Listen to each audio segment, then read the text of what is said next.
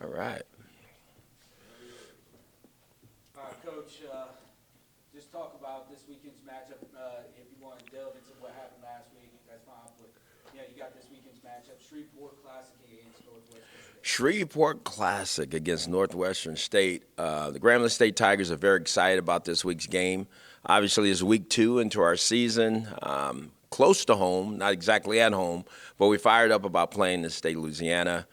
Can't wait to get back on the field and get last week behind us, which we have. We've moved on.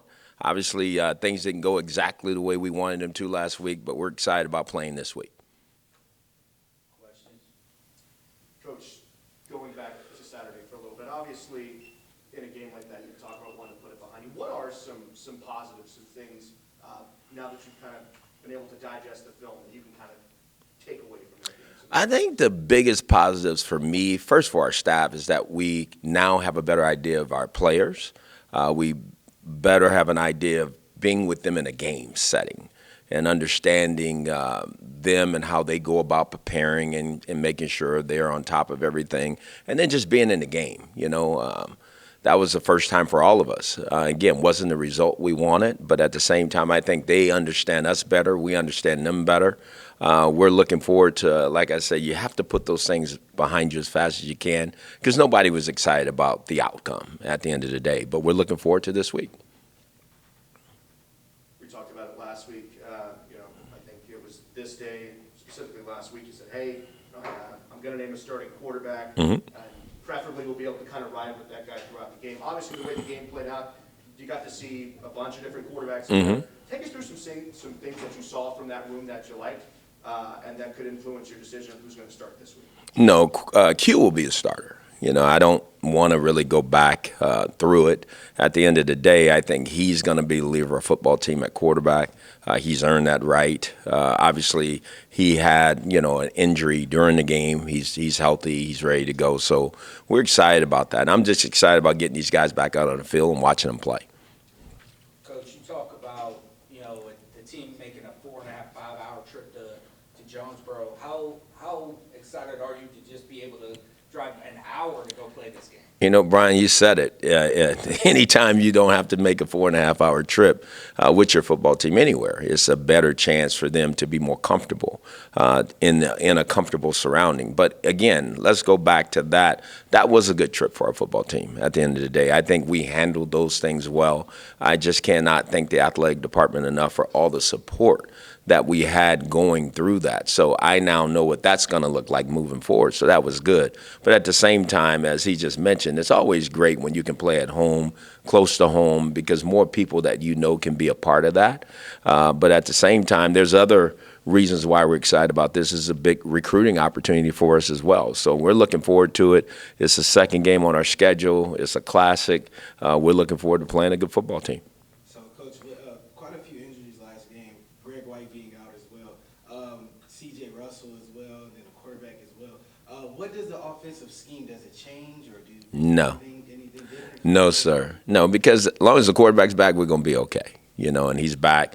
So I feel good about it. We love to get CJ back. We love to have no injuries. At the same time, those things happen. And so when you do, it's kind of next man up. We're excited about the guys that we're going to put out there, and we're going to go play. Talking about this Northwestern State team, their first game of the season, they go play one of the top teams in FCS. What have you kind of seen from them on film? What do you expect from this team on Saturday? I think they're going to give us everything they have. Obviously, they didn't. I'm sure probably didn't feel like they played as well. Week 2 is normally when you see a lot of improvement from football teams. So they're going to come into this game. I'm sure they're looking for a win just like we are. So it's going to be a great opportunity for two teams that are finding themselves to go play against each other. Coach, talk about Lewis Matthews, 14 tackles, 12 of them being solo tackles.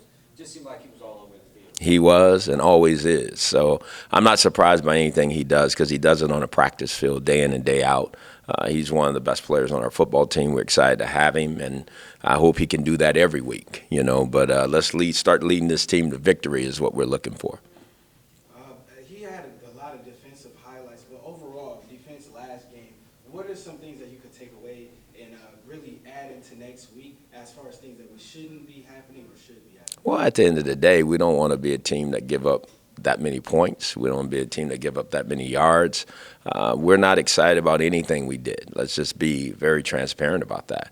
We understand that that's not the way we want to play football. So we have some work to do, and we've set out to start doing that on Sunday, and we'll hit the field again today and get better.